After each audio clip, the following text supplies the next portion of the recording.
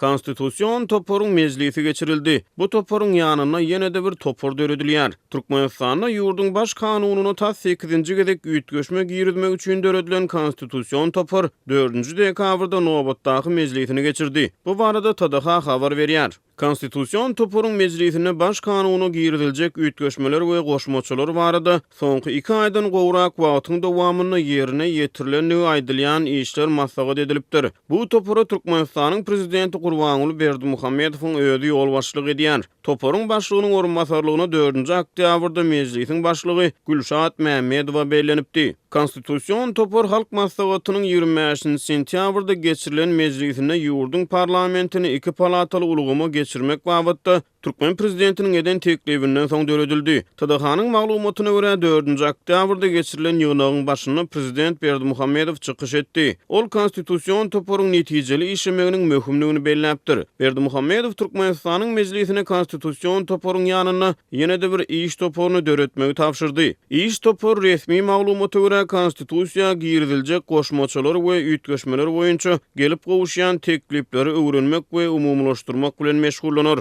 Prezidentiň çykyşyndan soň Türkmenistanyň meclisiniň başlygynyň orunmasary Kasymly Babaýewa söz berilipdir. Ol çykyşyny gödeňine tutulýan konstitusiýon üýtgeşmeleri Türkmenistana demokratiýanyň dawaralanmagy häsiýetlendiripdir. Resmi habara görä 4-nji dekabrda geçirilen ýygnakda başga-da bir näçe resmi çykyş edip ýurtda 2 palataly sistema geçmek boýunça gödeňine tutulýan üýtgeşmeleri magtapdyr. Berdimuhammedow çykyşlaryna 2 palataly sistema geçilmegi bilen kanun çykarjy häkimiýetde ilatyň ähligatlygyna wekilçilik ediljekdigini öňe sürýär. Ýöne yerli we halkara synçylar Türkmenistanyň konstitusiýasyna giýirilmegi gödeňine tutulýan üýtgeşmelere soragly çemeleşýär. Ewraziýa boýunça ekspert Victoria Clement'in Atlantik Geňeş Ilmi Barlygy Institutunyň web saýtyna çap eden makalasyna görä, prezident Berdimuhammedow Türkmenistany 2 palataly ulgamy döredenden soň meclis bilen birleşdiriljek halk maslahatynyň başlygy hökmüne kanun çykarjy häkimiýetiň başyna da geçip ogly Serdar Berdimuhammedowa prezidentligi miras galdyrmagy, özüniň otu tagtyň arkasyna ýurdu dolandyrmagy dowam etmegi maksat edinýändigini aýdýar.